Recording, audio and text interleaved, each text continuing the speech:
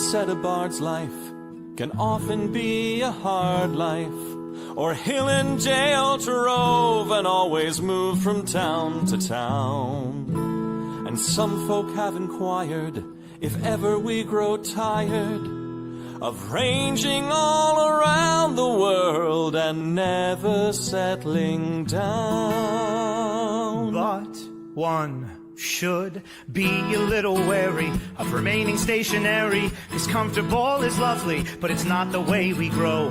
When life starts to unravel, pick up your pack and travel. You'll find a strange serenity in places you don't know. Wriggle-dee-dum-dee-doo-da-terry-o-dee. There's so much to see beyond the open door. It's outward bound we go. Who knows what we'll find that we've never found before. Adventures waiting further down the road. It's waiting for you further down the road.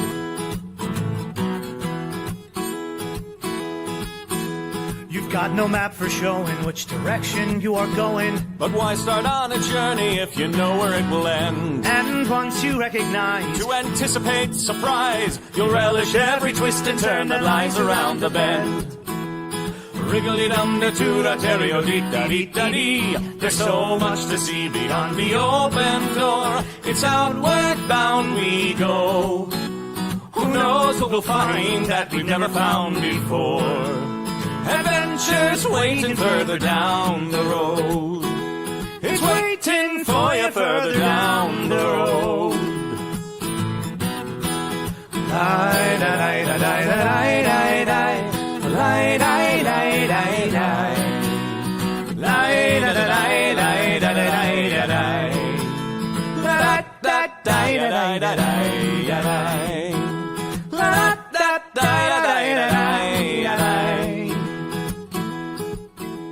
The world has got its demons. There are many reasons why you'd find it harder to be brave than be afraid. But every life could use some danger. Every friend was once a stranger. Ships are safe in harbor, but that's not why ships are made. Wriggle-dee-dum-dee-doo-da-terry-o-dee-da-dee. A fwit-dee-dee-dee-dee. There's so much to see beyond the open door. It's outward bound we go. Who knows what we'll find that we've never found before. Adventures waiting further down the road. It's waiting for you further down the road.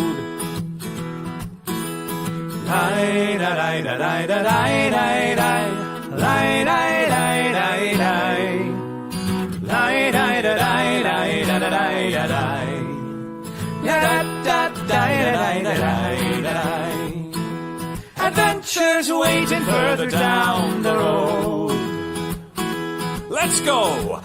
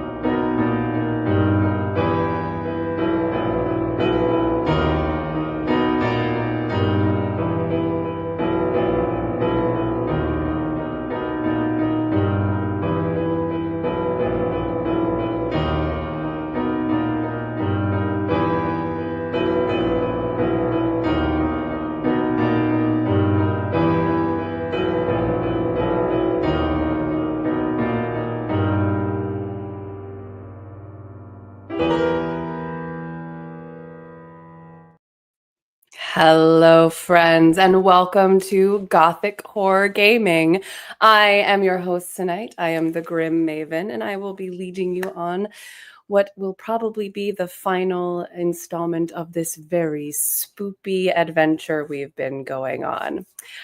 First, before we get into the game, I would like to first thank our wonderful sponsors. First, we have lovely 3D2U.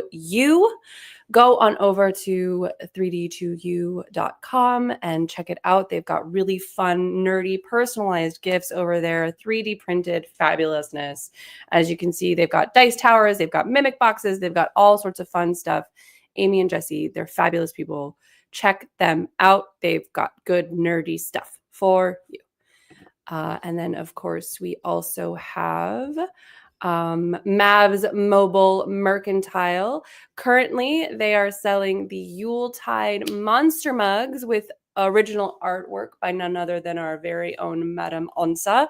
It's got Krampus on one side, Mary Lou on the other. You can put all of your favorite wintry type beverages in there, including cider and mulled wine and whatever else you'd like. You can get it in red, green, or black. They're on sale now at Mavs Mobile Mercantile at the moment. I would also like to thank Destination D at renadventures.com. The next place they are going is New Orleans on November 19th and 23rd, culminating in a trip to the Louisiana Renaissance Festival, where you will see a couple of our performers that will be popping on tonight. It's really fabulous. You get to go play D&D in fun, fabulous locations. It's really fun. It's really great. They're also going to Muncaster Castle in England in July of 2025. So yeah, go play D&D in a castle. I mean, amazing. Fun times. We love it. It's good stuff. And of course, we would also like to do a wonderful plug of the newest book by Melissa Lee called Dread. Ooh, fabulous, spooky. Unnerving Tales of Poetry for Dark Nights by Melissa Lee. They're on sale now. You can get them on Amazon. You can get them Kindle version. She is a fabulous, fabulous writer. She will spook your pants off, people. And it'll be a good time. Spooky ooky. We love it. Yeah. So now that's out of the way. I just want to let you guys know that this is a Gothic horror gaming. So this is a horror game. Just to put it out there that we do have creatures of common phobias, drug use sometimes, gore, descriptions of scary, icky, not fun sometimes for people who don't like scary, icky things. Just to keep you guys just like a content warning. If that is not your bag, we have so many other things here on Nat 21 that you can go check out. Please, by all means, go pop over there. But if you are into the ooky spooky and the gore and the stuff, stick around. You're gonna have a good time. Haha. All right.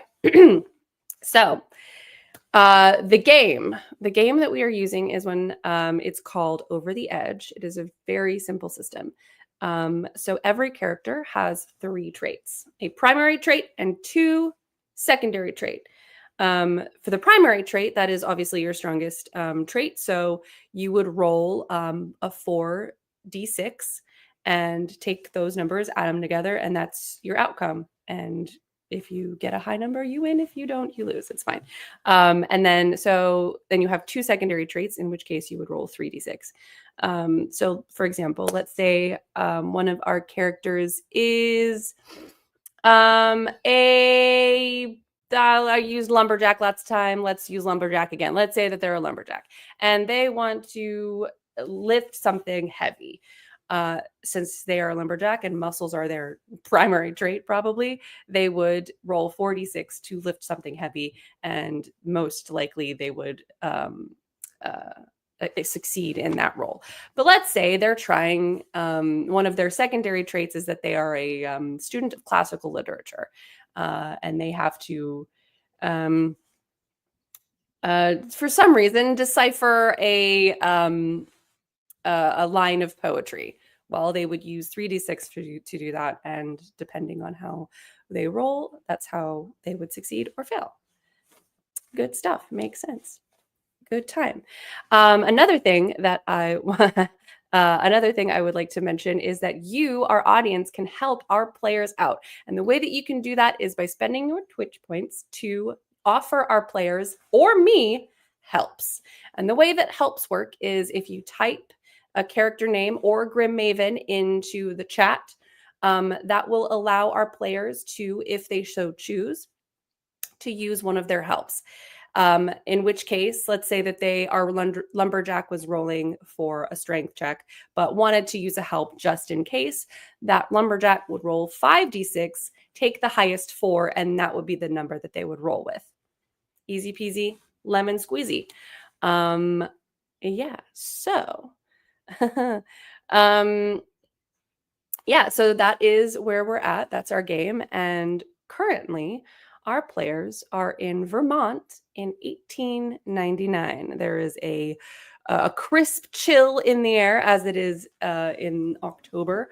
And they have been dealing with some very interesting, maybe culty farmers.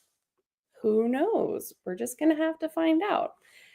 Speaking of which, why don't we go ahead? Oh, thank you so much, Rev Tommy. Really, really appreciate that. I'm just going to pop up. These are our current help counts.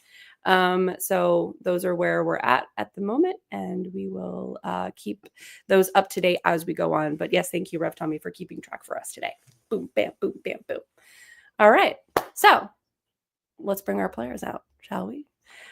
First up, my dear Lady Margaret, Maggie, Darkwood, how are we doing today?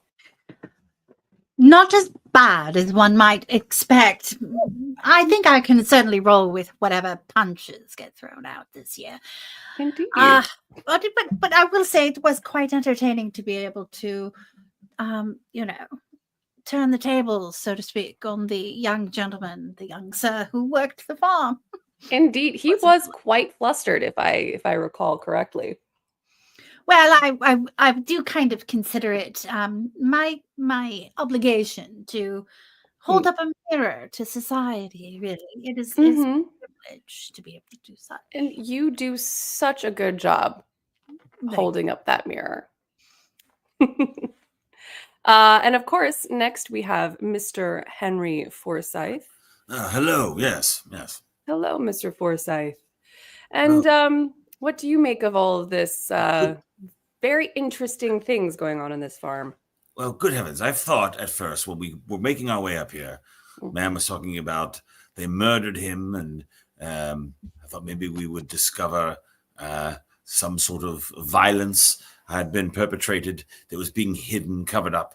But then the more we got to it, the more it seems that there's an entire family involved. Oh, their crops are really good, but none of the farmhands ever appear ever again anywhere outside. They go up the road to the Braybrook farm and never return.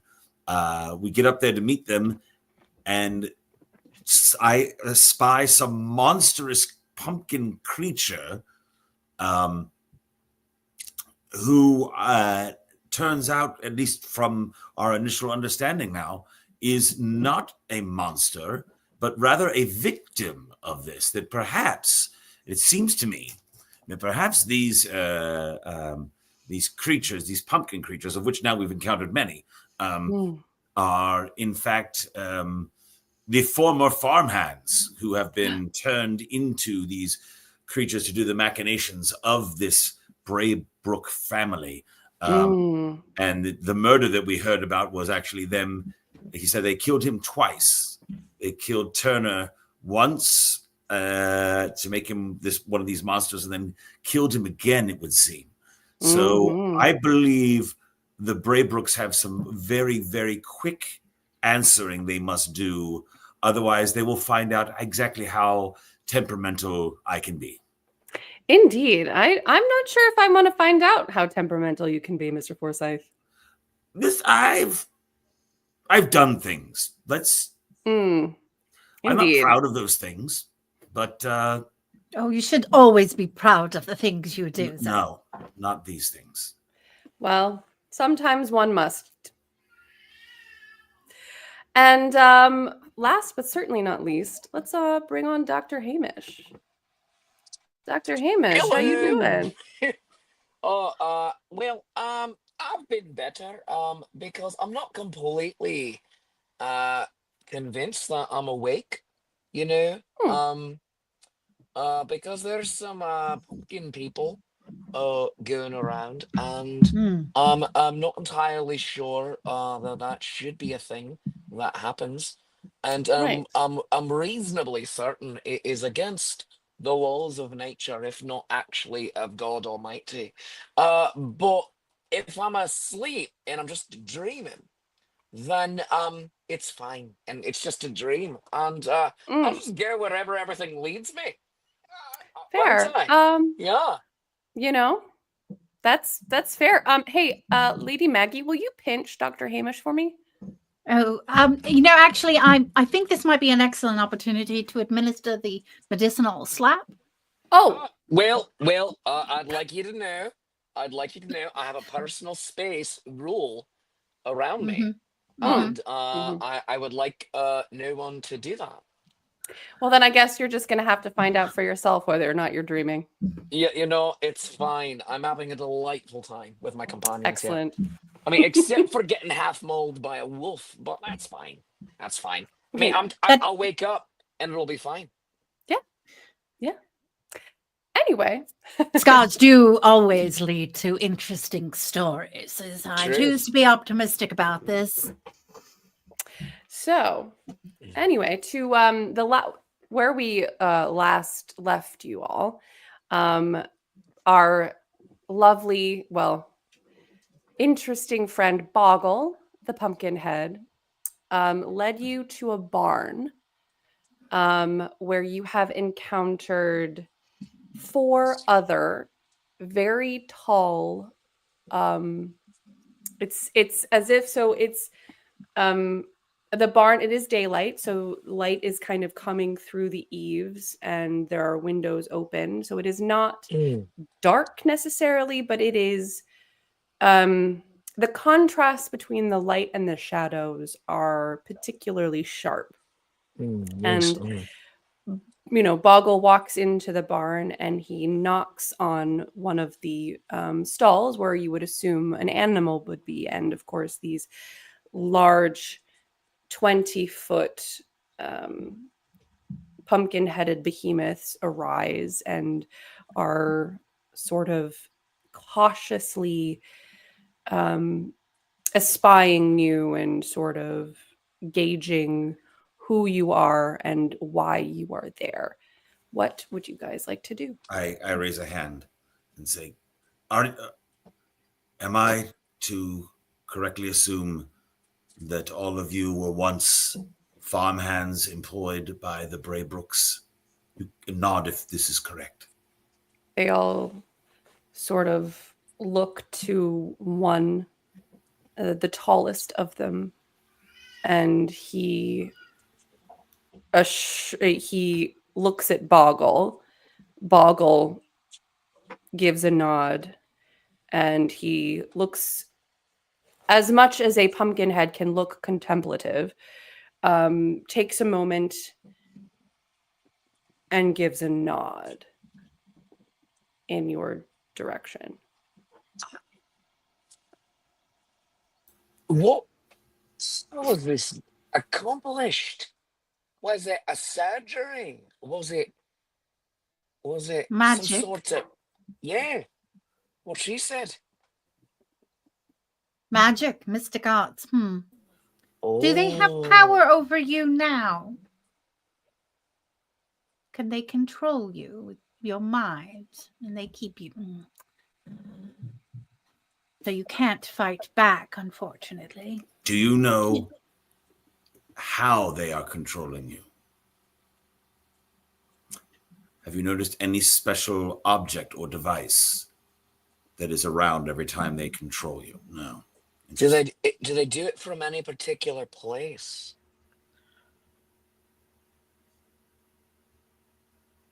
What? Stops and thinks a moment and sort of shakes his head no. You're not Oh, sure. I understand. all right. I would like to know how they. Are you aware how they did this, or did you wake up and suddenly be Pumpkin? You don't know how they did this. All You right. woke up Pumpkin. I do you mind? I'm a doctor. Do you mind if I examine one of you? They sort of look at each other, and then Boggle raises his hand All and right. waves it and All nods right. and waves and nods. All right. If you'll just sit down right here, Boggle, and I'll go into my bag and pull out a couple of instruments. While he does this, I'm going to go to the door and keep a watch, make sure no Mm. one is coming.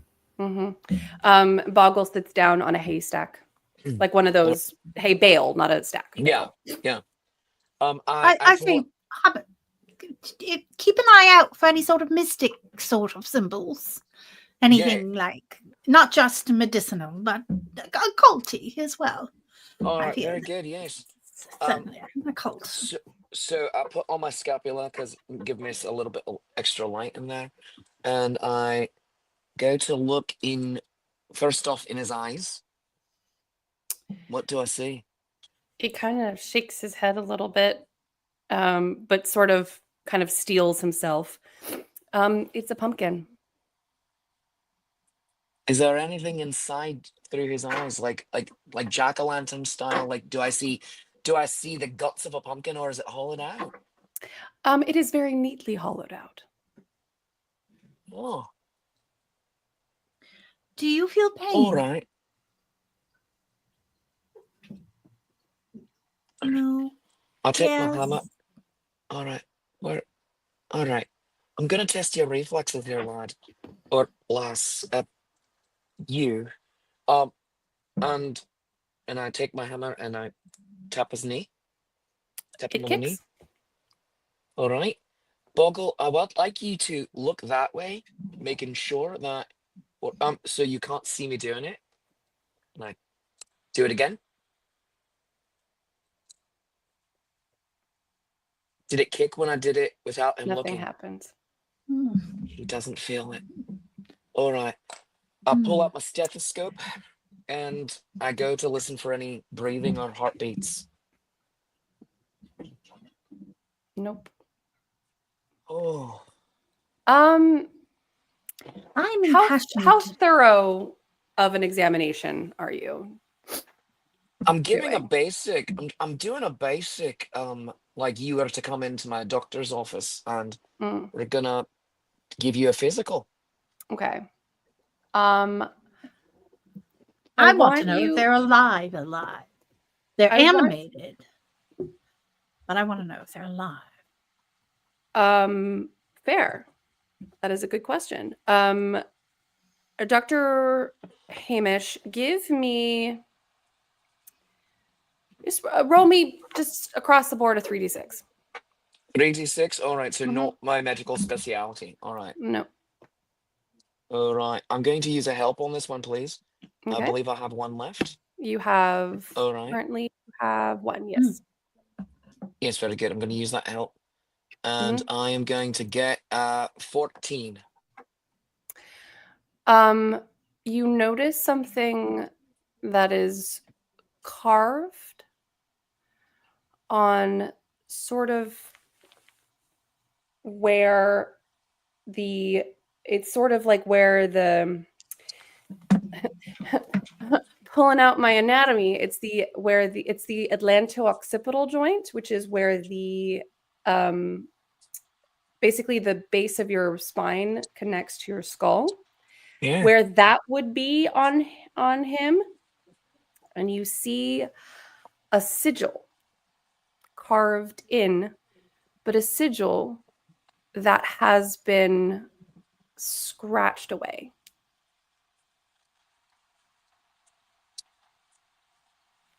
Mr. Forsyth, you are muted. Dr. Hamish, do you mention this out loud? Yeah. There's something carved Lady in Margaret, there. would you keep an eye out this door for just a moment, please? Certainly. There's something here. Yes. May I take a look quickly? Of course, yes. I would like to use my background in classic literature, having heard tales of golems in the Jewish tradition, inanimate objects brought to life to defend the community through runes and sigils and that sort of thing, and see if I can't make any sort of heads or tails of it. Unfortunately, Boggle's sigil is too scratched out for you to recognize it. All right, fair enough. Do all of you have this? Right here on the back of your head. They turn. The other's sigil is fully intact. Is this why Boggle is so free? Is because the control that was rendered? Yes. So, would you Boggle, others like So- to be? Yeah, Go ahead. come down here. I was going to say, Boggle, did you scratch this off yourself? And Oh. he points in the direction of where you assume the pumpkin head corpse of Turner is, in the same direction that he did. Turner got it off you. Oh.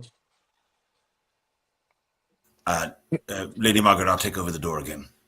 Mr. Forsyth, do you recognize any of the sigils on the backs of anyone else? Oh, that's a good point. I'll take a quick look before I go back to the door. Yes, roll me your classics. I will use a help as well. Oh, very nice. 15. Delightful.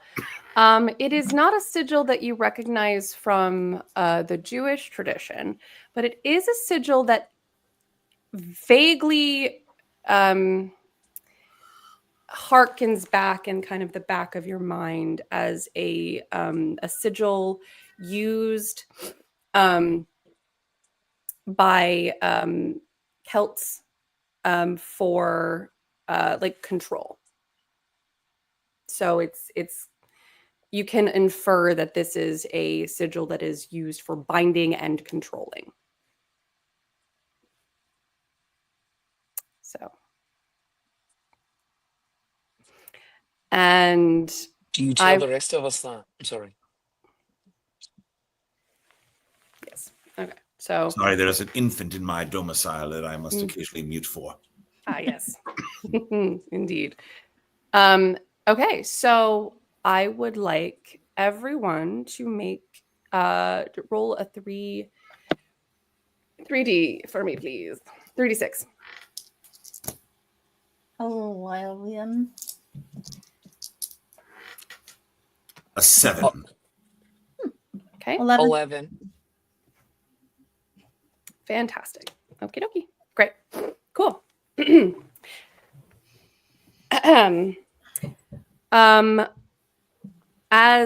So anyone else want to do anything at the moment?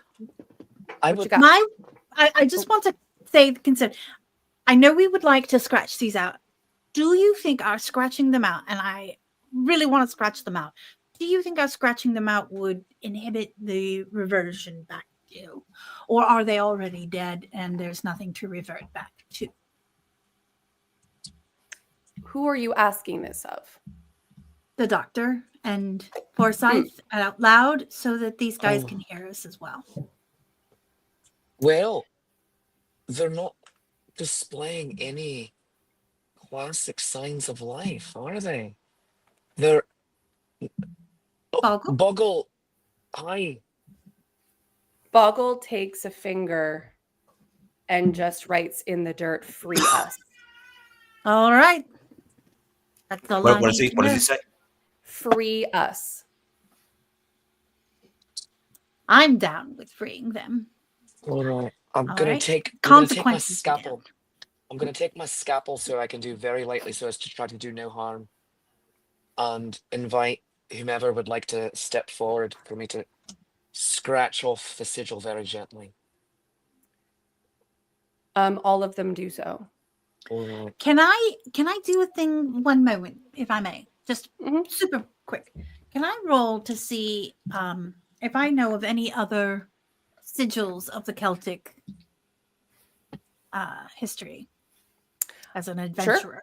Yeah, roll me out. Roll it up. Okay. Baby. 10, 12. Nothing comes to mind, but you'd know it if you see it. Okay. The only reason I ask is because if there's a sigil there that we could modify it to take them from bound to sentient or free or liberated or something. So as you scratch out the sigils on the backs of their heads, you can see there is like a physical shudder through their bodies. Oh, And it's all right. It's all right. yeah, it is clear that they start like kind of flexing, they start standing and moving. And where are all of you at the moment? I'm at the front door, keeping an eye out that way. My rifle is in hand, fully loaded and cocked. I'm halfway between the door and Thomas. I'm kind of moving about, looking around. I'm doing the surgeries, minor though they might be. Fantastic. So you've been so preoccupied with the front door that you forgot about the side and the back. And in that moment, you hear the sound of Hezekiah Braybrook's voice said, "You're going to want to put that rifle down there, Mr. Forsyth."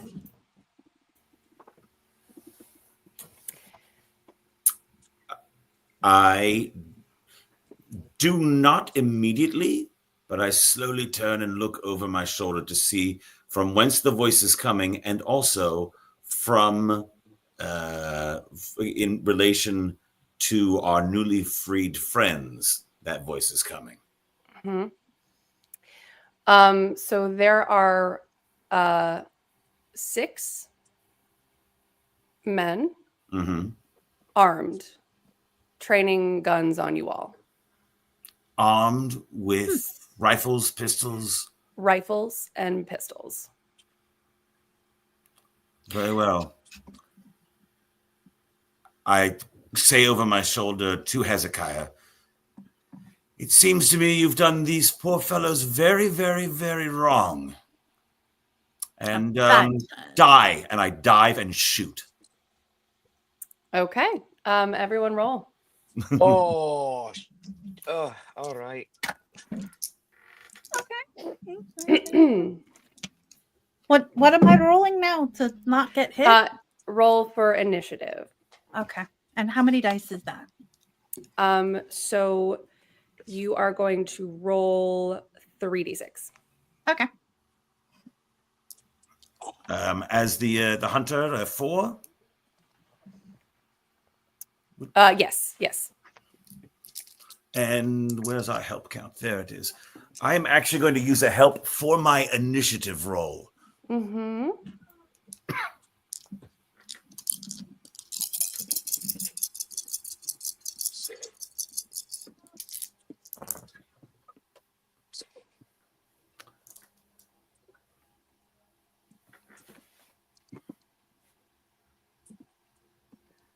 Let us know when you're ready. Okay.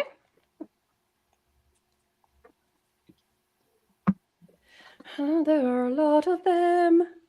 Don't worry about it. Okay.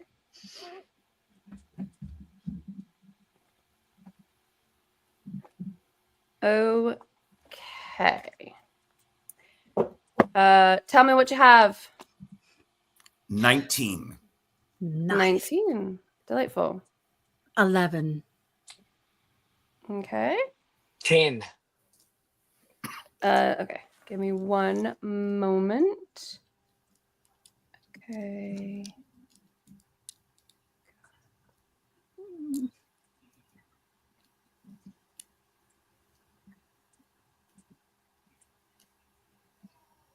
You said you had 11, Lady Mags? Yeah. And Okay.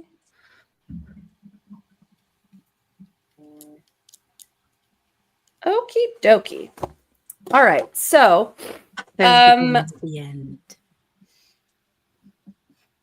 I would like you, Henry, to so you basically dived and shot at the same time? I dive to the ground, and when I hit the ground, then I fire. Okay. And who are you firing at? Hezekiah. Hezekiah. Fantastic. I would like you to make a, we're going to say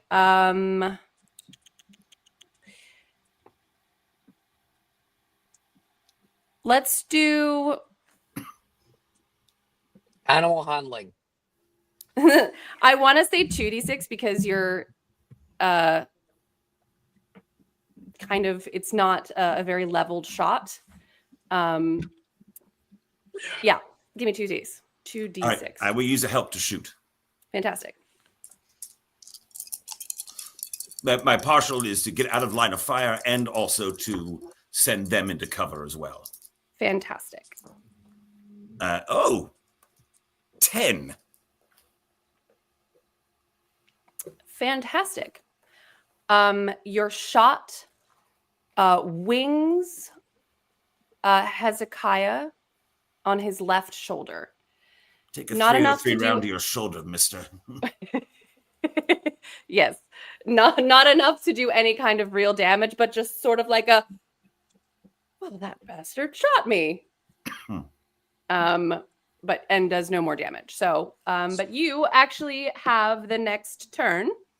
So what would you like to do? I will make sure I hit him this time. All right. Are you aiming? You have many helps. Yes, so how many dice would I normally get to roll? So for this, now that you're aiming, I will give you 3d6. All right, in which case I will use a help to shoot again. And I'm going to use a help to not get shot. Very well.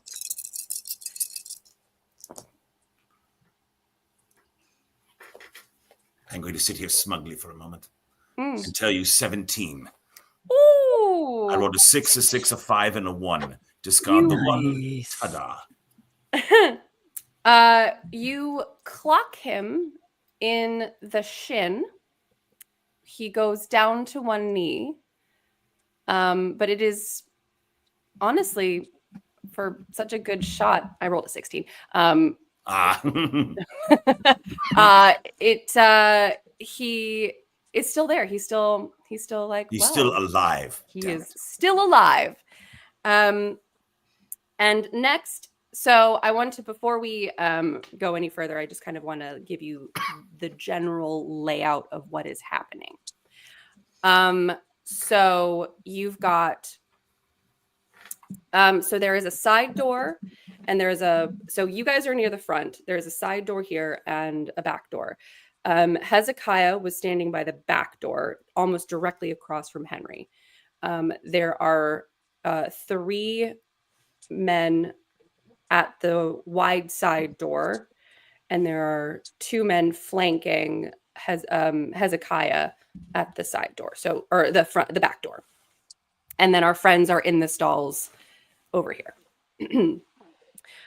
So one of the gentlemen on the side door is going to, I'm assuming, Doctor, you are in the stalls with them? Yes, that's where Okay. if the hay bale that he sat down on was like they were all there so I could work on them, was basically right there. I'm just right there with them. Okay. This cultist, we can call them, is going to walk up to you and try to hit you with the butt of his rifle. Oh, grand. So roll to dodge. All right. I will roll 3d6 because of my rather decent physical attributes here, being an athletic person. All right. And all right, 13. You manage to roll, and he misses. Good job. It is now Hezekiah's turn, and he is going to get out of the line of fire by hiding behind a stall. And he's going to yell out, "Now we don't need any of this violence.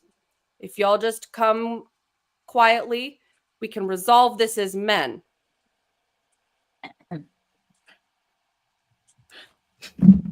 And a woman, a lady. I do not dignify them with a response.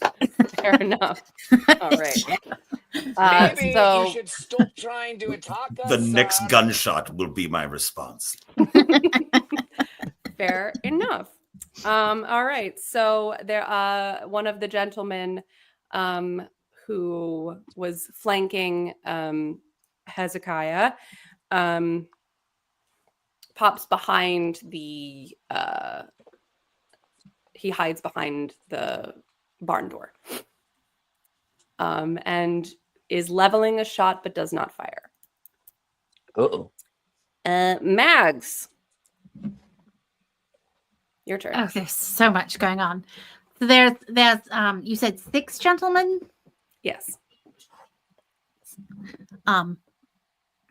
I would like to how many have we freed? How many have been freed? I would say you probably got to all of them in the time. Perfect. As I duck down behind the hay bales so that I can more appropriately pull my weapon, I would certainly like to rally the pumpkin folk to strike down at their oppressors. Do I need to make any kind of persuasion roll? Yeah. This is your opportunity. You know what? Roll me 3d6 for being headstrong. And an aristocrat. And I don't know how well a bunch of pumpkin-headed farmhands are gonna. Well, it's not so much that it's the connection with the farmhands. It's the fact that I'm quite used to. Fair. All right. Okay, so that is not as good as I would have liked. 11, 12, 13. Oh, it's too late. I can't use a help now, can I? No, you cannot. You've already rolled.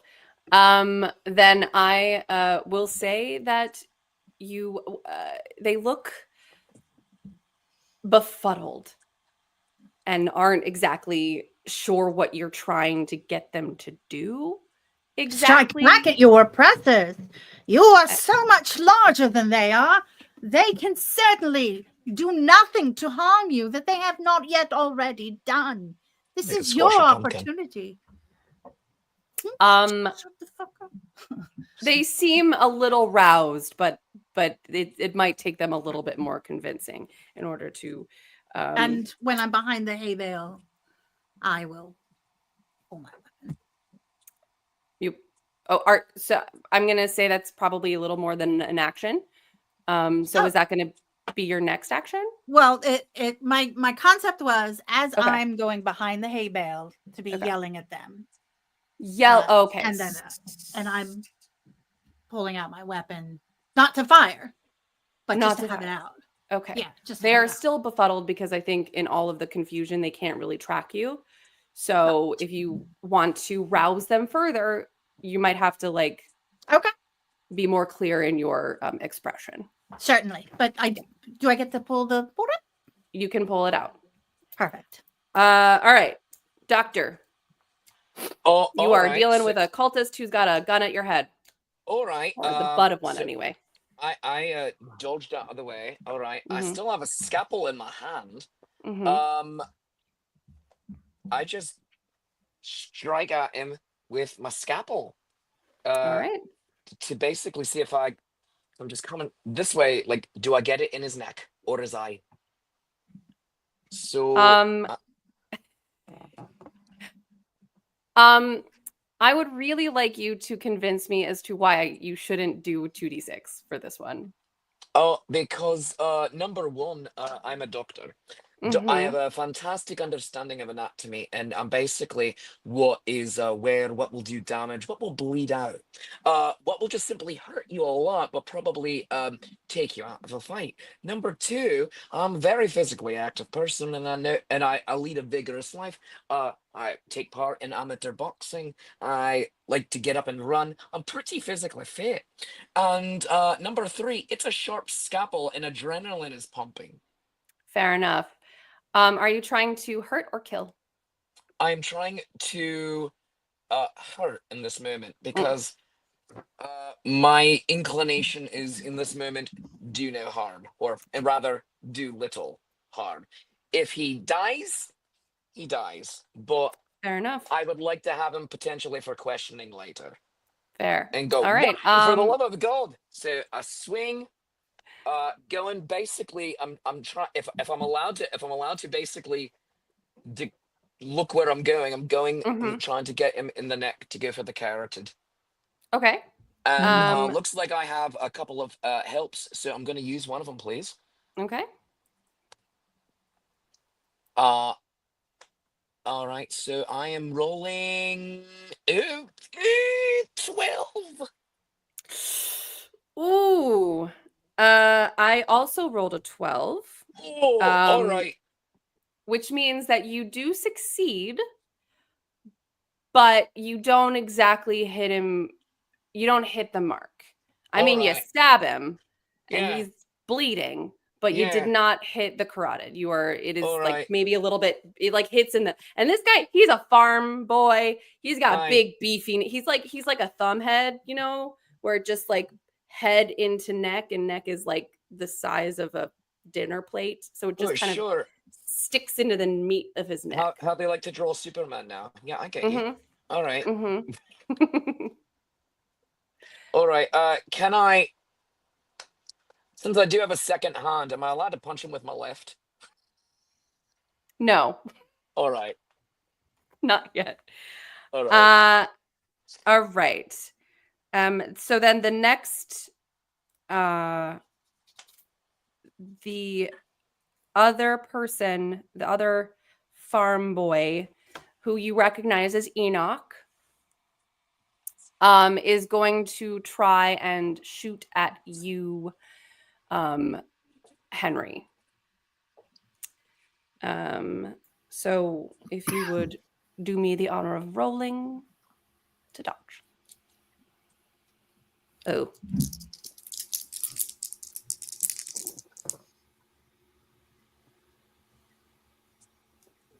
$11. Fantastic. You're on the ground, yes? Yes, I've gone prone. You've gone prone. Making myself an even smaller target in the darkness. Indeed.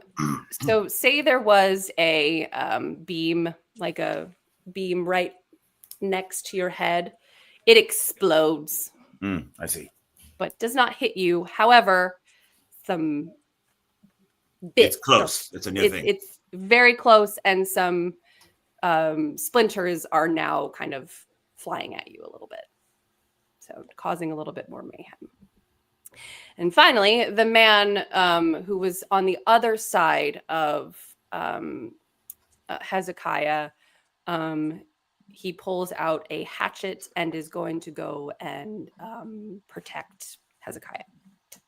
Which brings us to the top of the order with you, Henry. Is Hezekiah completely concealed? From where you are, yes. All right. Can I roll in a direction to get behind some cover and see if there's any clear shots on any of them? Sure. So you are towards the front. You've gone down what I'm assuming is like a support beam. Right. If you were to roll, you could go behind the same hay bale pile that Boggle and Hamish were behind, where that would give you sort of an angled view of the stall where Hezekiah has gone. He tucks the rifle to his chest, rolls over there, pops up and sees if there's a target of opportunity. you could possibly get a shot off on the hatchet guy. I do. Okay. These No hesitation. bullets aren't going to fire themselves. Fair enough. Okay. I will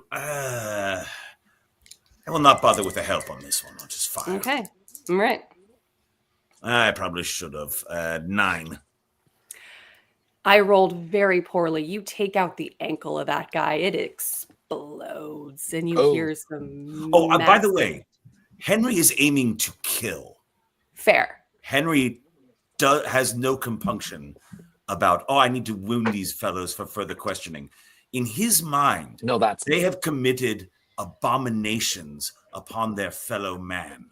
And absolutely fair. Henry sees himself as a rightful vengeance for that injustice. Sure. Fully understood. We tied. Very good. So, but yes, the rolling, and you still haven't Fair been enough. able to get a full shot off yet, but this guy is goodbye foot. It is exploded off of his body. Stumpy. Now he's screaming. Yeah. All right. So, the man that you just questioned for you, doctor, did you pull the scalpel out? Did I have time, or was it more of a stab? We move on to the next turn. I think you would. Well, my question is, I would assume you're not going to let it go. No. Yeah, it's a very valuable scalpel. Okay, well then I get that. That's my question. Are you 50. pulling out the scalpel now? Yeah. Well, if I didn't pull it out earlier, then yes. Okay, fantastic. But I do know that pulling it out will cause the bleeding to really begin, because it seems like they're trying to kill us. Fantastic. Blood starts kind of like spraying out of this guy's neck, and he's gonna put one hand on it, and he's just gonna try and deck you. Like, You're because gonna why wanna not? keep He's pressure- like, no you're one gonna makes wanna me keep bleed my pressure own on blood. that lad. All right. Okay. All right. So roll 3d6 or. Mm-hmm. All right. Very good.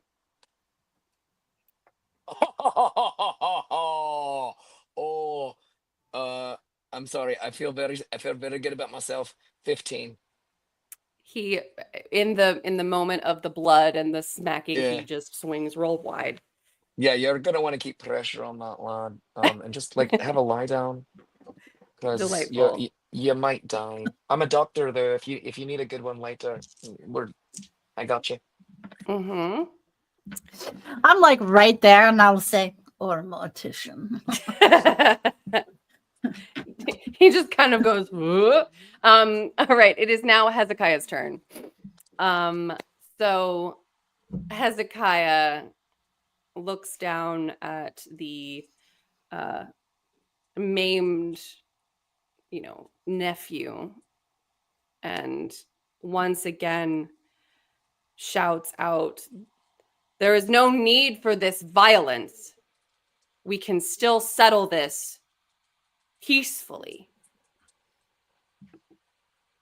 I am asking once again to lay down your arms."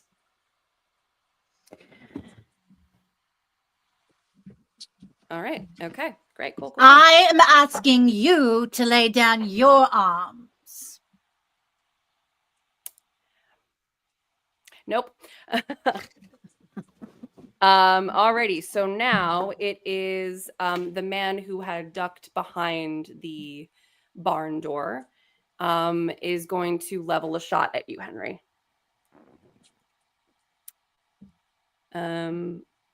Trash. Okay. Go ahead and roll.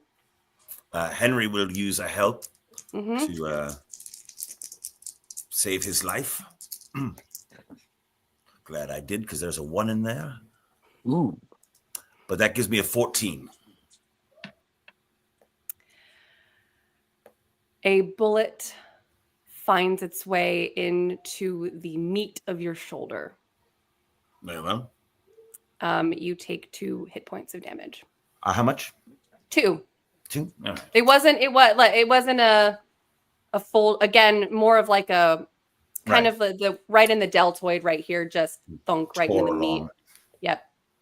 Enough to real smart. It hurts, but not enough to really cause any significant damage. Very well. We tied yet again. Very good. Okay. So now it is Maggie. All right. I will yell to the pumpkin folk to either fight or flee. Because this is a battle we are fighting on your behalf. And then I will stand up and fire at whoever I can fire at. Is there anyone? So the closest you are very near Hamish, Dr. Watts. Okay. Hamish. All right. So the closest person to you would be the neck bleeding guy. I will smash him in the head with the butt of my gun. Okay. Give me 3 for that. And I'm not going to use the help because he's pretty messed up. So that's 12, 13. Yeah. Okay. You clock him in the noggin.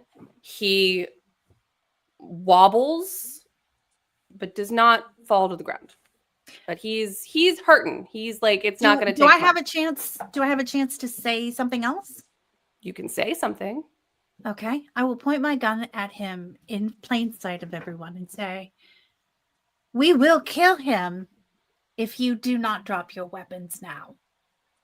Okay. Cool. Pause. Give me 1 moment.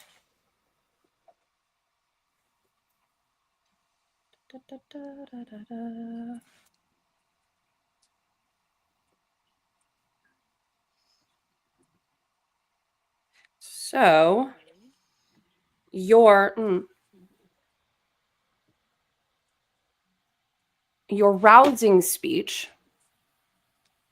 has incited 3 of our friends to find implements within the barn. So including Boggle. Boggle finds a lovely pitchfork, and 2 of the other ones one finds a beam that is ready to be used as a bludgeon, and the other one I think is just going to go in with his hands. All right, so Doc, what you got? Oh, so they were all still in the stall with me, right? Mm-hmm. So I see them all picking it up. I go. Oh shit! Oh, sorry.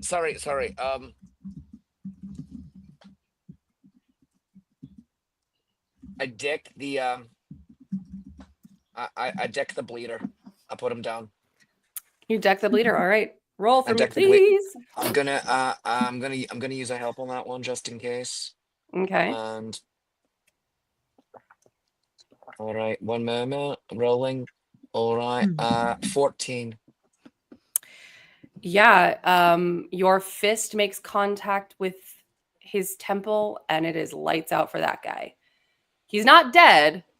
Yeah. But he is unconscious and no longer moving at the moment. And bleeding. Bleeding out. Yeah. So. Yep. It's done. We can still save him, if you drop your weapons. I'm a very good doctor. No one responds.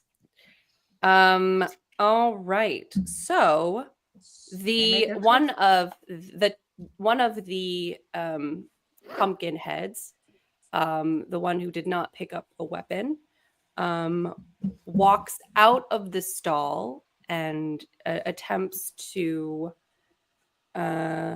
kick the guy who was the side door guy, the other side door guy who was trying to shoot at Henry. And I'm just gonna and succeeds in doing so. He kicks him, and the guy goes flying backwards, hits the wall, slumps down, and is moving to get back up. Then it is Enoch, who is once again going to try to level a shot at you, Henry.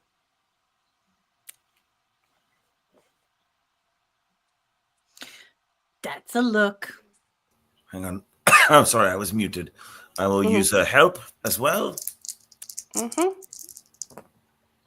Oh, nice. That is a total of 16. Fantastic. I rolled horribly. Oh, I didn't need to use the help after all. Never mind. Oh, well. Yep, it's fine. Yeah, I don't think Enoch's heart is in it. And yet again, his shot goes very wide. It doesn't even connect with anything near you at all. And the guy who you shot his ankle off, he's still screaming and bleeding.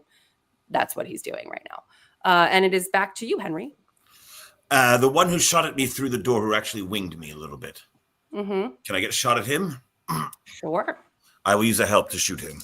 Mind you, he is behind the barn door in the back. So he was... I am fairly confident that this rifle will go right through that door. All right. I'm going to use a help. It's a big game hunting rifle. For those who are curious, it is a Savage 99 lever action, nicknamed Carnegie.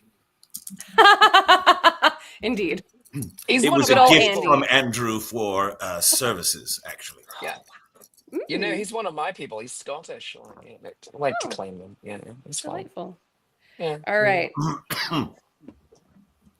15. Hoo-hoo. Even with my help, I rolled like a trash bag, and it just goes straight through the wood and makes contact with the man, and it hit him right in the chest, and he is down. Just done. Yeah, you don't even, you hear bang, thud. Nothing else. Fantastic. Yep,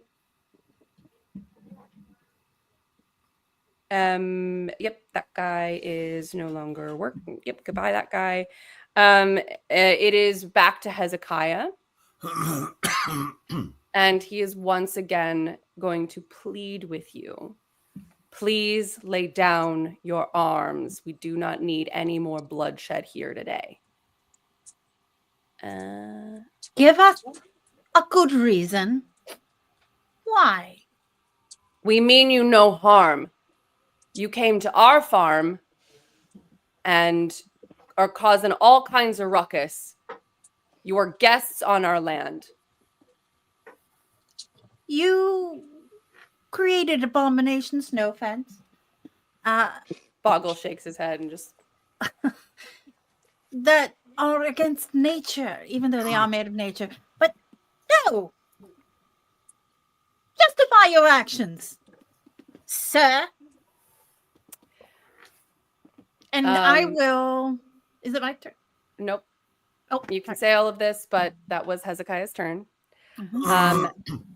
Boggle lifts up his pitchfork and strides out of the stall and is going to try to strike Hezekiah. Oh boy. He goes back, and in that moment, a voice rings out from atop the loft, clear and deep, chanting. And Boggle stops. And it looks as though he is fighting. He is fighting something as you see Malachi, the preacher, raising a Bible and putting his hand out and commanding the Boggle and the other pumpkin heads. And you can see that they are starting to slowly turn. And it looks as though Boggle is now under the spell of Malachi.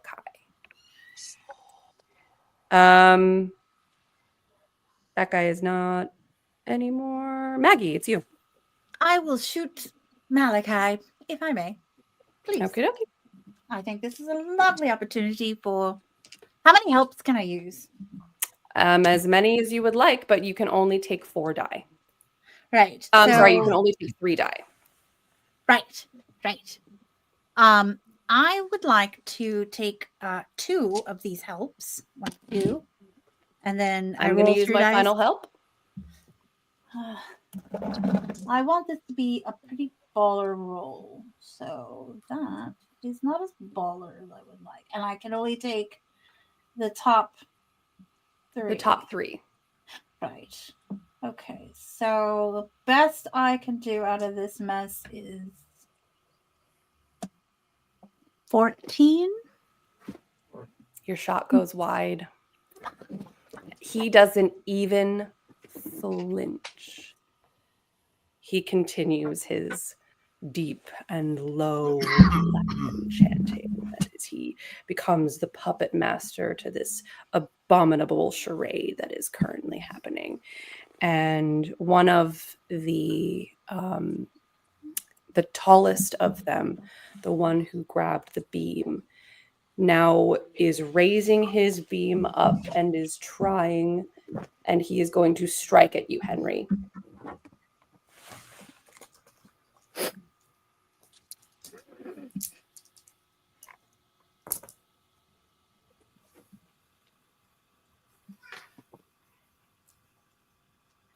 Oh, I am unmuted. I thought I had muted myself again. 16 total.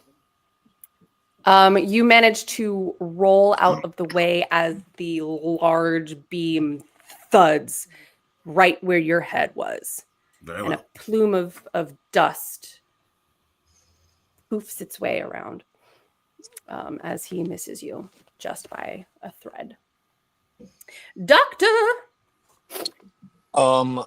So I never actually left the stall. I have the guy on the ground. How close? What can I see? So you're in the stall. That's where I had decked him. Yeah. Okay, so the stall door is open. Yeah. So you can see Enoch is pretty much directly across from where you are. You can see him with his rifle. You can see on the other side of the hay bales, you can see where Henry just got almost brained by one of the pumpkin heads. You can, if you were to, you can't see where the guy who got shot was. You can barely see the top of Malachi because the loft is kind of bisecting the barn. Yeah. You can't see Hezekiah at all. All right. Is there a ladder or a stack of hay bales in my loft that I could climb to get up there? There is not a ladder in the stall. There is, however, a ladder on the opposite side to the stall. You would have to walk in front of Enoch's line of fire. I'm going for it. All right, go for it. I'm going to run to the ladder. Don't shoot me, Enoch! Enoch, you're a good lad! Enoch, you're a good lad. You don't want any part of this, and I'm going to be You know what? Roll me 3d6 for that. Roll me 3d. All right. 3? All right. Fantastic. All right. 13 on that. Okay. Enoch does not shoot at you. All right. Oh, he's a good lad. I think he's just there. He just doesn't really, because he's like, this is not what God likes. I don't know what I'm doing here. It's a good lad, Enoch. Drop your gun and run out of here. Get out of here now. And I start climbing the ladder.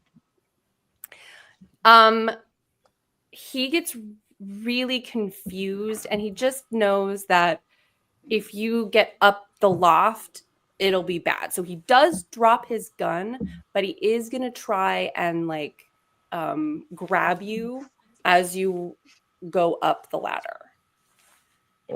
Also, I like what It Proxima is Rising Enoch's turn, by the way. I love what Proxima Rising just wrote in the comments. You can't kill me, Enoch. I owe you money. Amazing.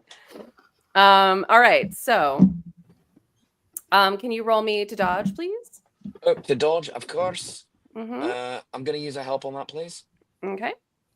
All right. All right. 14, please. Oh God. Oh please. Oh God. Oh please. Oh God.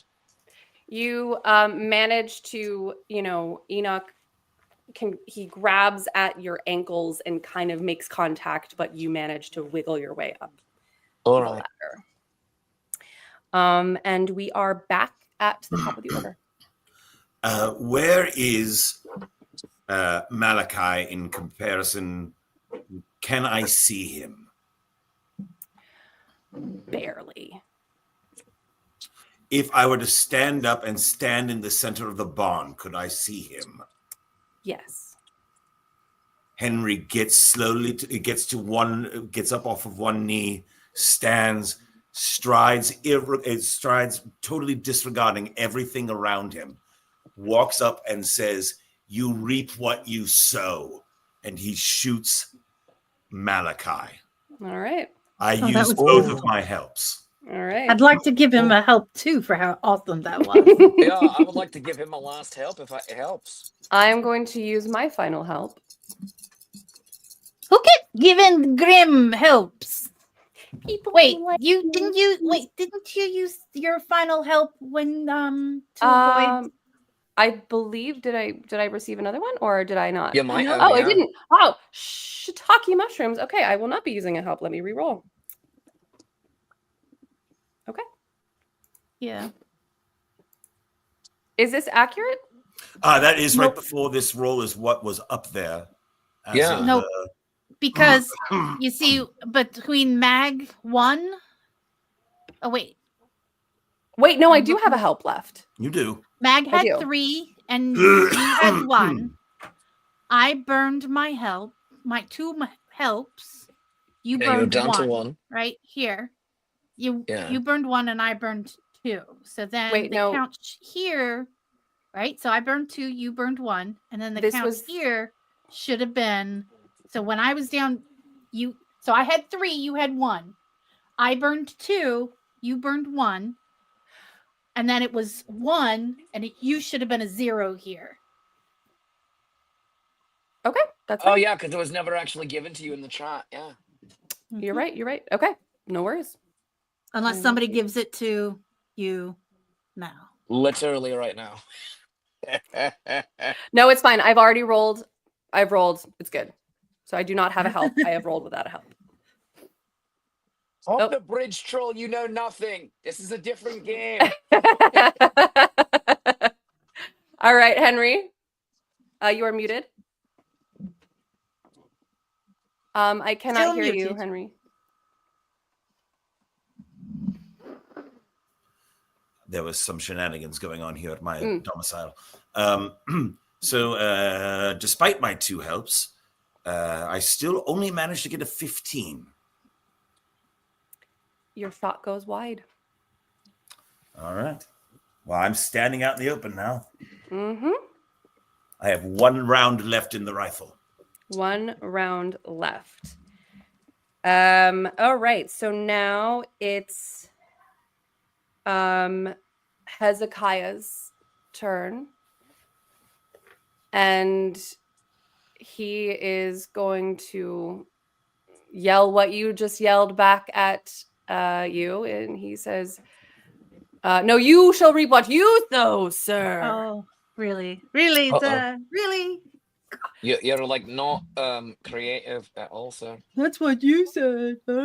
And whatever mocking I'm I rubber, can do. you're glue. Whatever period appropriate mocking I can do, I will throw down now. Amazing. So now it is Boggle's turn. And Boggle is frozen. you can see the pitchfork shaking in his hand as he continues to turn towards you, Henry. And he is trying his absolute hardest to fight whatever is going on inside of him. I just look at him and say, be free.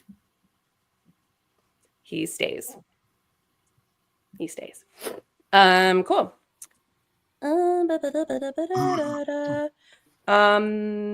Maggie. Oh, I'm sorry. No. It is more pumpkins and no, it is more pumpkins. It is the freehand pumpkin is going to try and grapple you, Maggie. Just kind of grab you. Can I use a help to not get grappled? Sure. Okay. I'd like to burn a help, please. Mm-hmm. Okay. I am not rolling great, but I'm not rolling awful either. Oh, that is 14. This poor pumpkin head just kind of is clumsy and just misses you. You manage to dodge. I do wish to offer you hugs too, my good sir. However, this is not the time nor the place. Now it is your turn, Maggie. Very well. What is my line of shot fire for the Hezekiah blow or Malachi? You can see him. Remind me what your firearm is. You have a pistol? A rifle? You have a rifle. Okay. Cool. All right. You gonna try and shoot him again? Yeah. If we can get a shot off on this guy, then that's gonna free up a lot of allies. And I'm doing this for you, pumpkins. I'm doing this for you. Burning my help. My last help. Okay.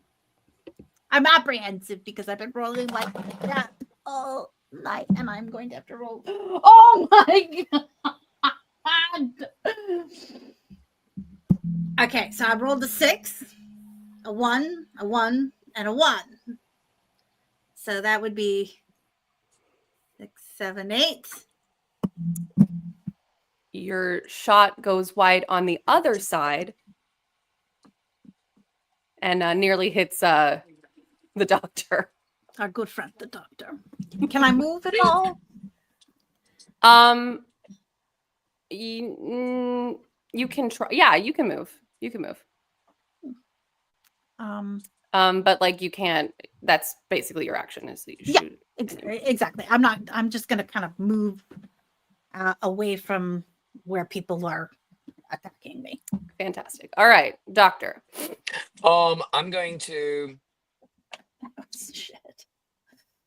How close is the preacher to the edge? I would say like a solid. No. Maybe like 4 feet. All right, I'm going to run at him, and I'm going to tackle him off of the ledge. Off of the ledge. Yep. Okay, so the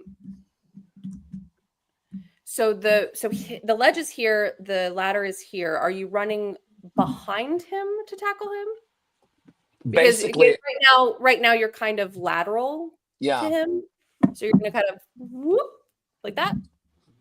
Yeah. Or are basically, you like how are you? I'm gonna basically if you're familiar with American football, I'm going to run a hook pattern, and I'm going to go this way and then come at him up from behind, come in low, and then just sweep up and get him right here at his kidneys, and work to and with all of my might,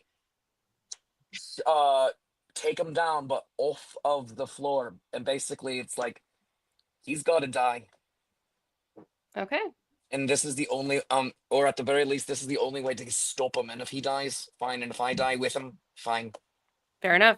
All right. Although roll it up. you do need a good doctor, so you know. Like, I really hope I don't. So, like I don't die. I'm going to use, so this will be a physical thing, so that'd be 3. I'm going to use Mm-hmm. 2 helps because I'll have 3.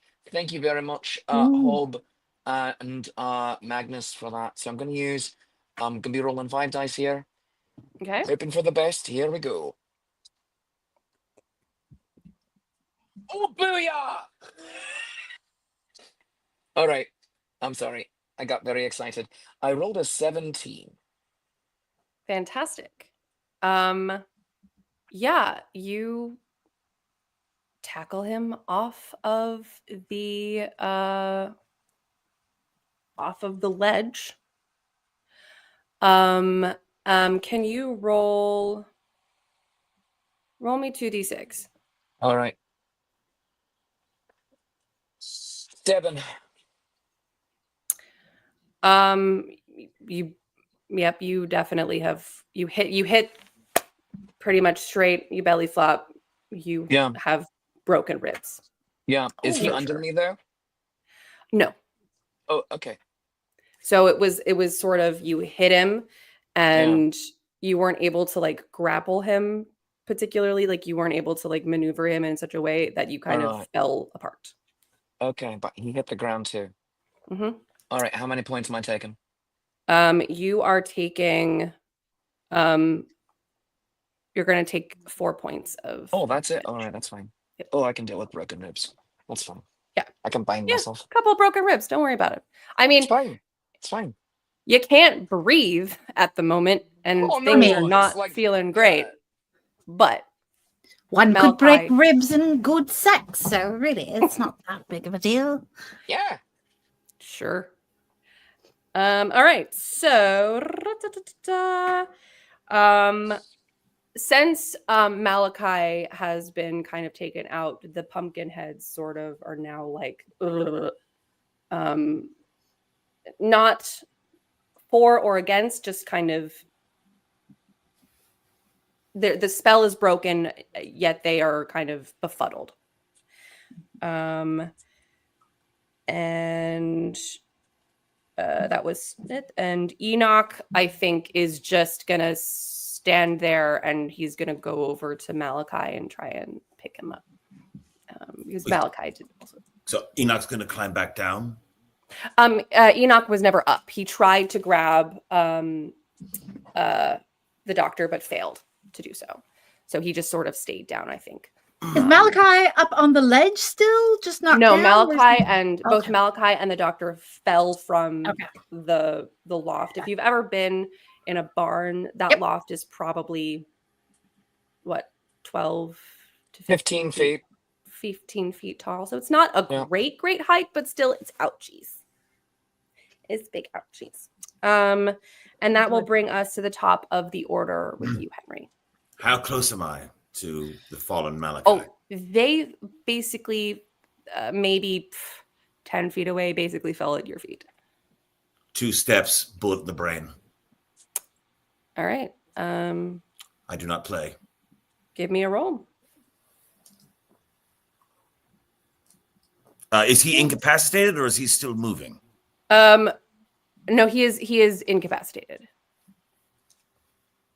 Is he insensible? He I mean, basically he's in the same situation as Dr. Watson. He's probably broken some ribs. He cannot speak at the moment. Just like, I don't want him to speak ever again. I will shoot him. okay, great. Wow.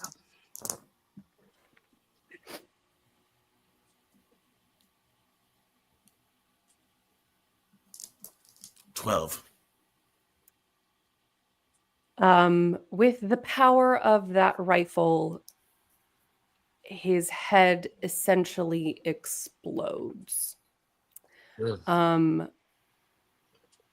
Viscera and, well, not viscera, but brain matter and blood and skull and hair and teeth are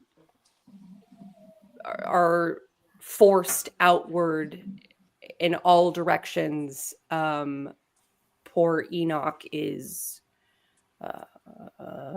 very flabbergasted by this.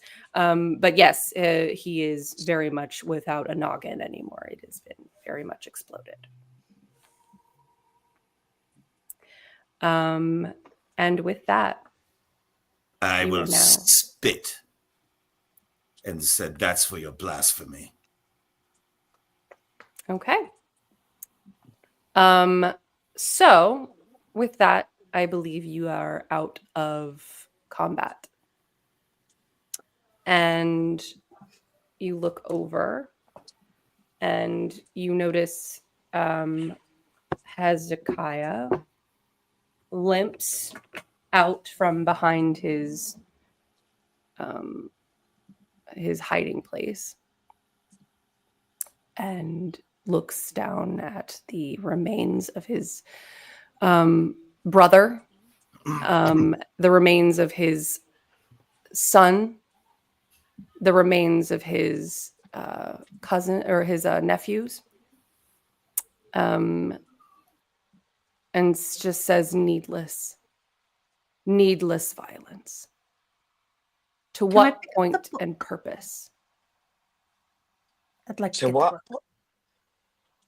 To what point on purpose? You abused these people and you turned them. And you killed them and turned them into these unnatural things, and then you enslaved them and killed them again. To what purpose? You're a It was monster. for a higher purpose. Henry To is sell reloading good his rifle right produce. now. To sell good produce. What was your higher purpose? I will slit your throat, you wee bastard. We gave these men a place. We gave these men a better life than what they were living, going from town to town, living in sin and degradation. Giving them life as vegetable people. Did you ask if this is what they wanted? The good Lord told us what they wanted. Yes. No. Henry Oh. finishes reloading the rifle and cocks back the hammer. I'm The sorry, it's a lever good action. Lord. The Pulls the lever good action. Lord. The good Lord. Oh, listen to me. I know something. I come from Scotland, man. And we have been fighting religious wars for centuries. Catholic versus Protestant, Presbyterian versus Church of England. And you think I spit on you. I wish I knew how you did this, but I actually don't even want to know. And whatever God you believe in, and it's not the God I believe in, have mercy on your soul. Hezekiah turns and walks away. I fire and shoot him in the head. Give me a roll. I will use my helps. I'll give him my help. You know what? Don't even. His head explodes. I rolled poorly. You were going to beat me. Didn't matter. I rolled a 4. Yeah, it again just. Sorry for the spatter, Doctor. Just. I am done with this sort of people. No, it's And Henry fine. turns and starts to leave. The pumpkin heads. Yeah, that's what I was wondering. Are sort of. I don't know. They don't know what to do. They're just. Can I look at the book that the preacher was holding?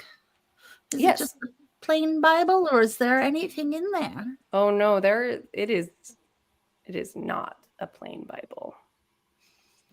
There are inscriptions and scribbles and markings that give me a roll. Give me a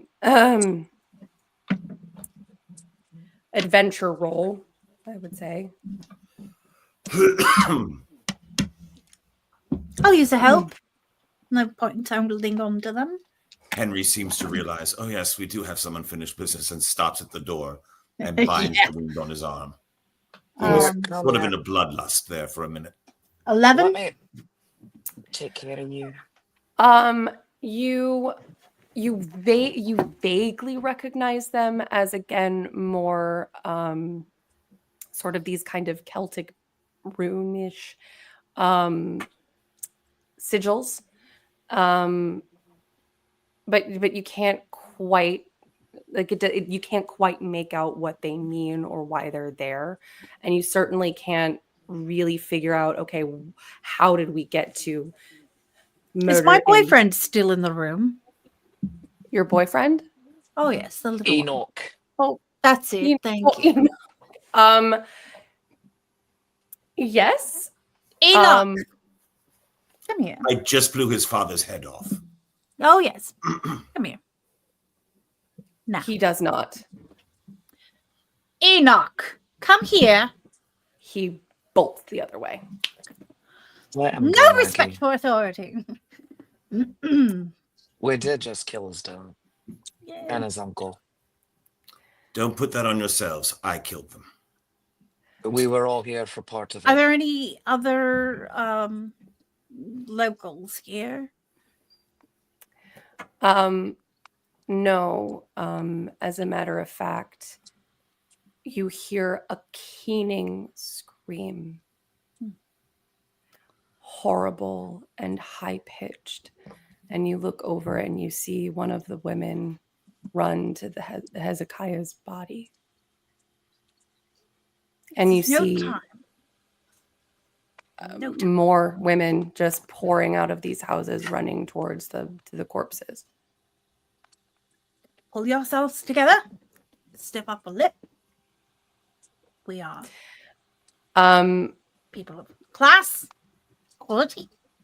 A woman that you recognize from Hezekiah's house. She is a proud-looking woman. Again, you assume Hezekiah's wife. Turns to you folks and say, "Go." We wish to see these people Go. restored to their previous incarnations. You have murdered our husband. You have murdered my sons. You have murdered these people. Please. We wish to see that never happen again on both counts. At this point, Henry snaps. He walks over. He grabs the book from his hands and he says, "Pumpkin folk, follow me." He turns to the matriarch and says, "If I even hear the name of this place again, I will burn everything. Do you understand?" She nods. Good. And then I walk out and I motion for the pumpkins to follow me. The pumpkins follow you. I grab my doctor bag and my coat, and I follow them. Well, this As one you clearly wishes to leave, restore you them. just see this family sort of coming out of their homes and running into the barn. And as you go down the road, you hear layer upon layer of keening cries hit your ears. Shrill and sorrowful. So what do you do? I will lead them as far away as it seems reasonable. Mm-hmm. And then looking at the book, looking at them, I say, "Do any of you know a place you can hide until we can figure out what this says to get you help?" The tallest one points back at the forest upon which the farm had been settled, and he nods. Very well. Go up there, stay out of sight, stay away from all people that you can. And one of us will return when we can and when you've figured out if there's any way to change you back. I'm sorry to make you wait when your liberation is so close. He nods. And they disappear into the cornfield. Very well. At this point, it's about 3 or 4 in the afternoon. I suggest we get as far away as we can for now.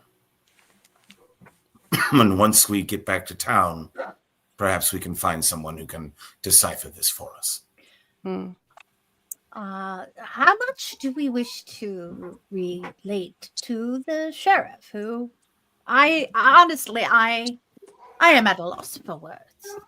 I think we should tell them that. I think we should tell them that that the Braybrooks murdered their farmhands. And then set then upon there was themselves. And then there was and we came upon a shootout. Indeed, we did.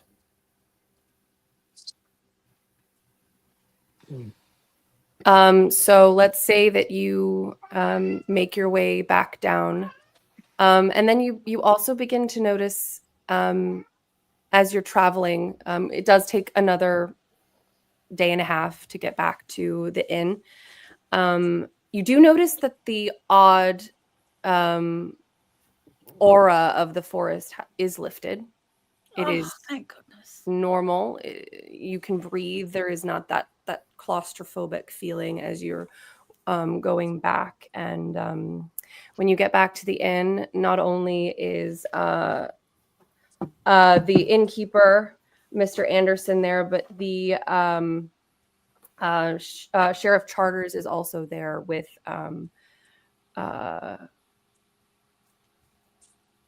Jack Smith. With Jack Smith, yes, thank you. Who is alive and awake.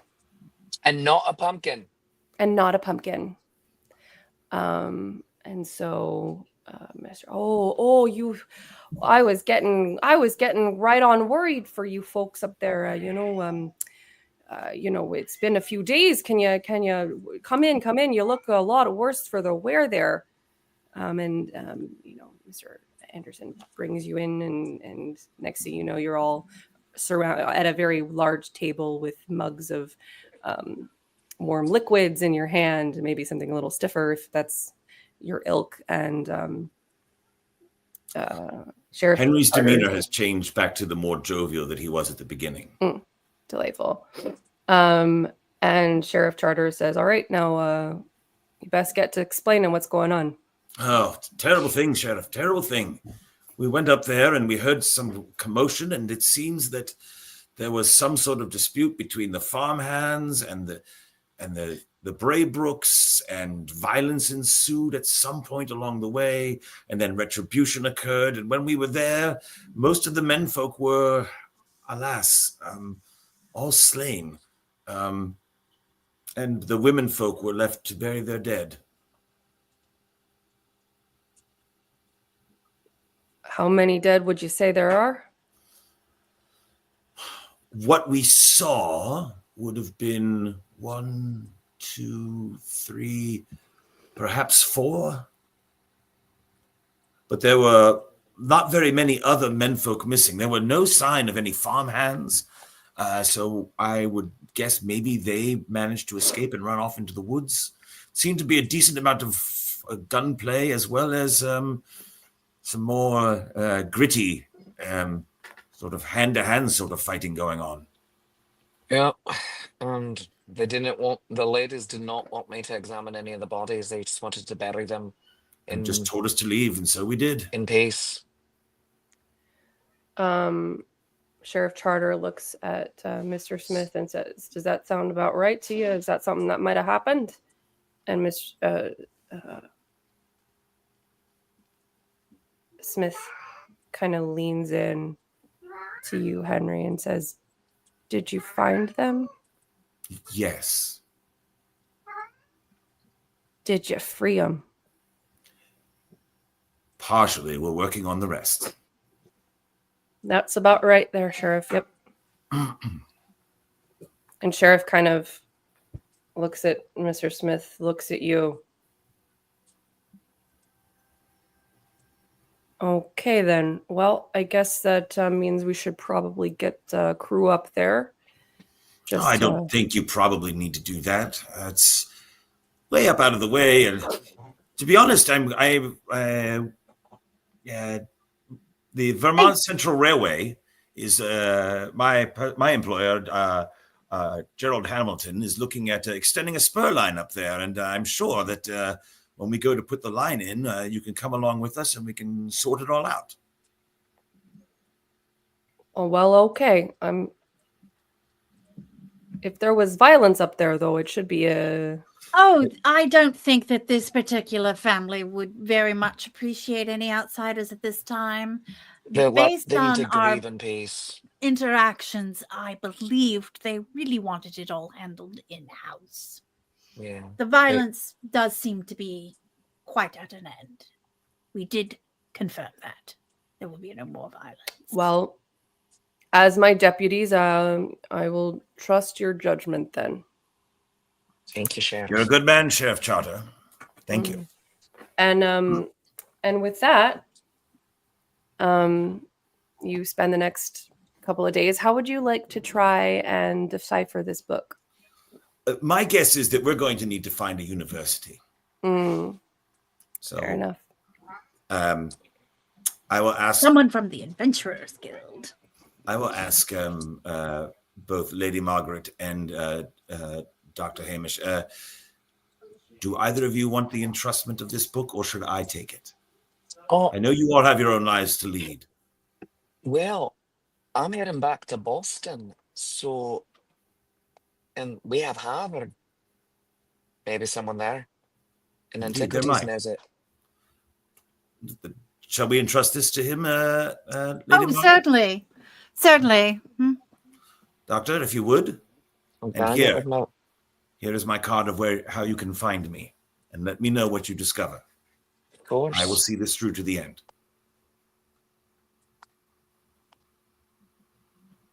You're muted, Grim. I am. Thanks. Or I was. And so, just real quick. Yeah, we ran out of bullets. So you go to Boston University? Harvard. You go to Harvard, and there you find a linguistics professor who does give you a very...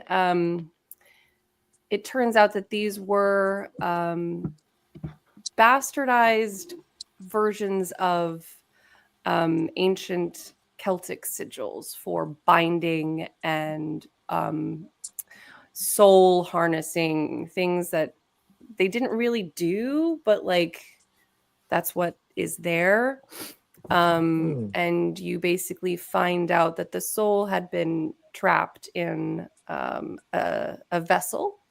And if you could find the vessel, you could release which was contained in it by either opening it or removing the sigil entirely. Oh, thank you. I send all of that information back to my friends. Any information on restoring them to human form? No. I suspect that they had to be slain. Yeah. And their souls captured upon leaving the body. Yes, that is correct. Is that the sacrifice was necessary in order for them to... How, you said if the sigil was removed completely and not just scratched out. Very well. I know what I would like to do if the two of you are amenable. I would like to travel back up there and offer to remove the sigil completely and give them peace. Yeah. All right. So let's say, I'm assuming that this would have taken maybe a month. Can we fly in my plane? You have a plane? Oh yeah, very early. She has a plane. Wait, no, you don't have a plane. You don't have a plane, you have a car. You have a car. I have a dirigible. You have a dirigible. Yes, you have a dirigible. You have a dirigible. She has a dirigible. That's been invented. There we go. Unfortunately, you don't really have very many places to dock said dirigible up in the mountains of Vermont, but ladders. Sure. They have a watchtower. It takes you about... No, we're not going back to the farm. Oh, right, yeah. So let's say it takes you about... Do not want me to ever go back to that farm. To reconvene, and you end up staying again with Mr. Anderson. And you once again trek through the forest.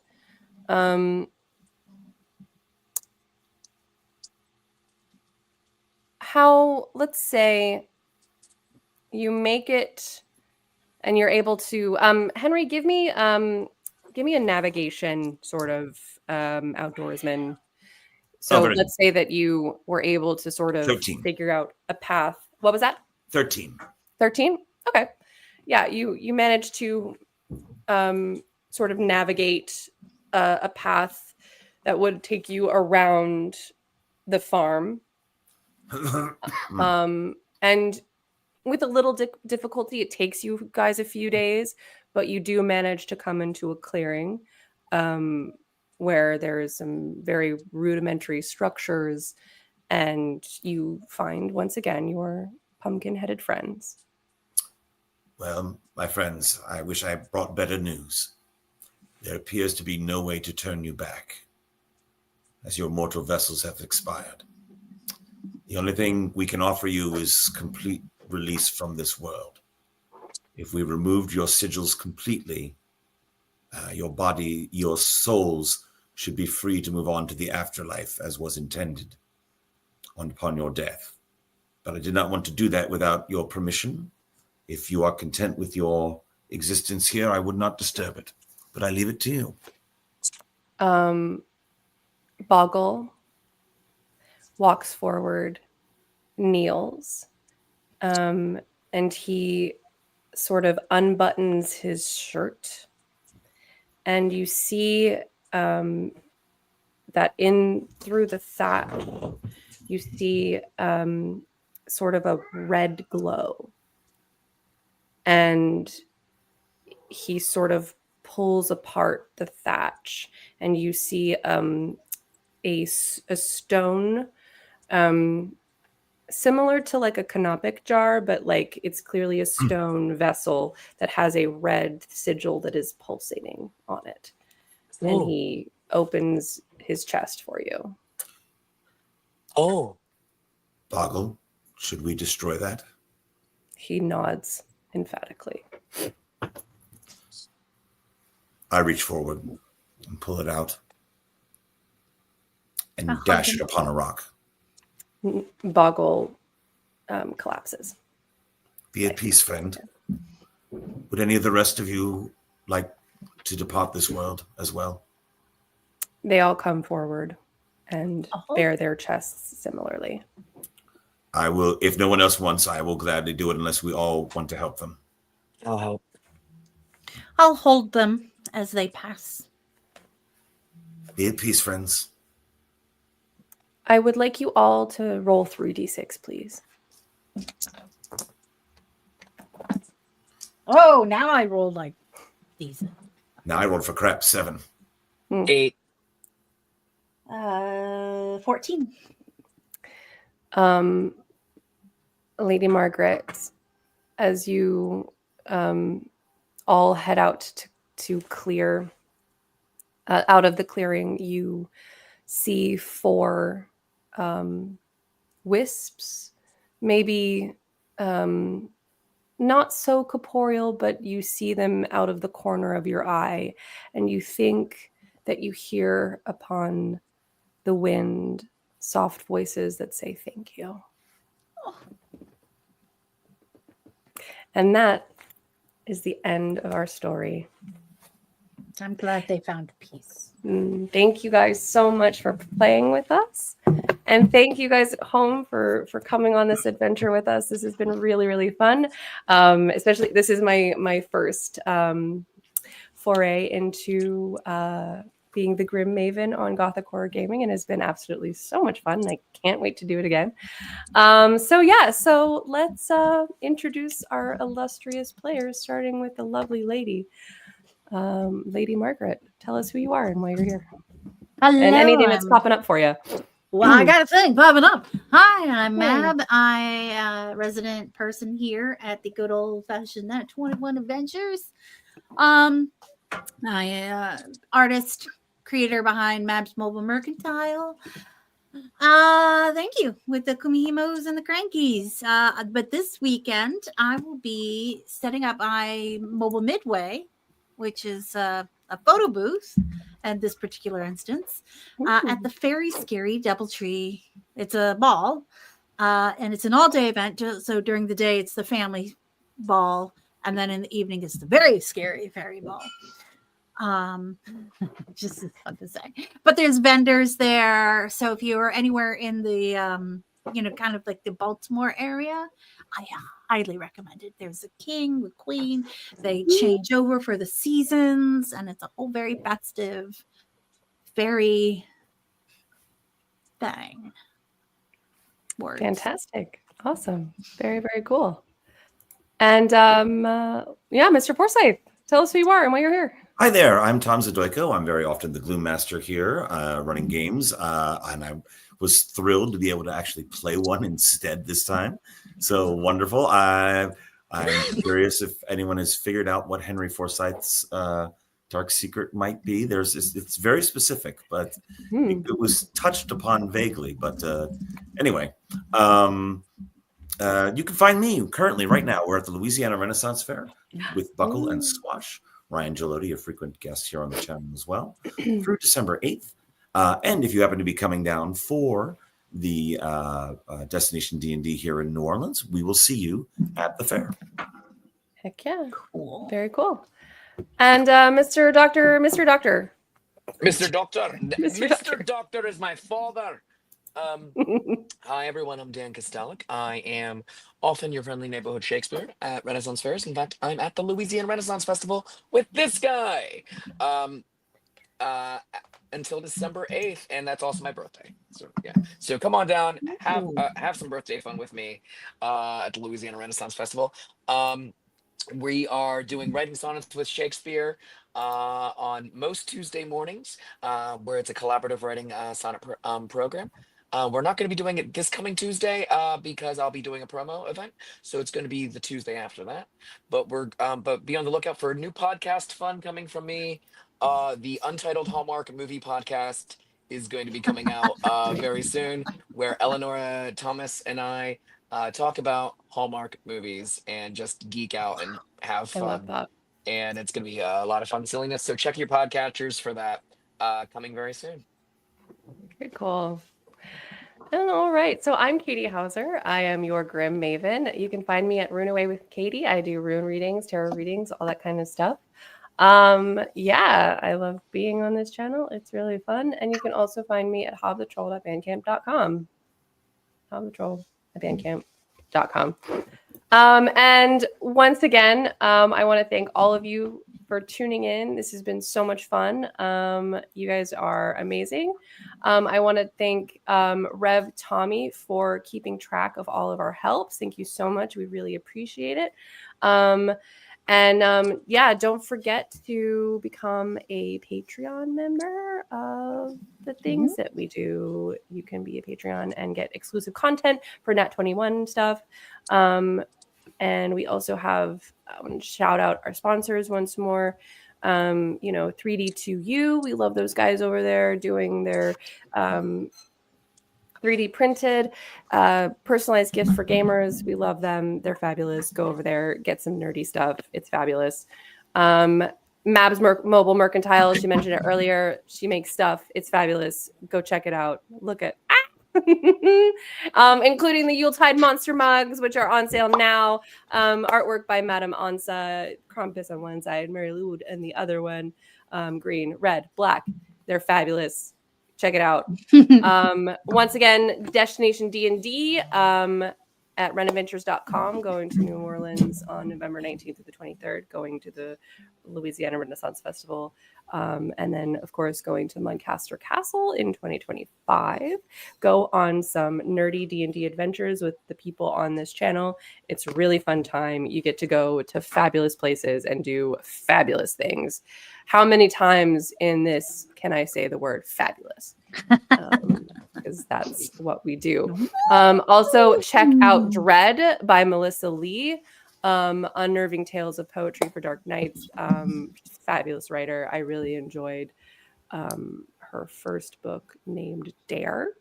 Yes. which is also absolutely fabulous. Get yours now, Amazon.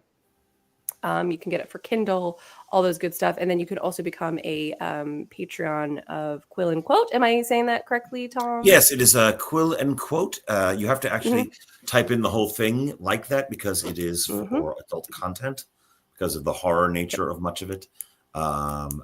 So therefore, you have to type it in directly. You can't just search for it. Patreon.com/Quill and Quote. And going Awesome. along with that, that's also where you're going to be able to find my patreon.com/onlydans. That is going to be brand new, coming in 2025. Excellent. I look forward to Yeah. it. It's not the On- joke. It's you really mean only dance. Only Yeah, dance. it's going to be love dumb. It's going to be a lot of cardigans. So I love it. I'm here for this. yeah. Anyway, thank you guys. This has been so much fun. Look forward to the next one. And Great job. Yeah. Thank you so much. Love you. Katrina. Mwah!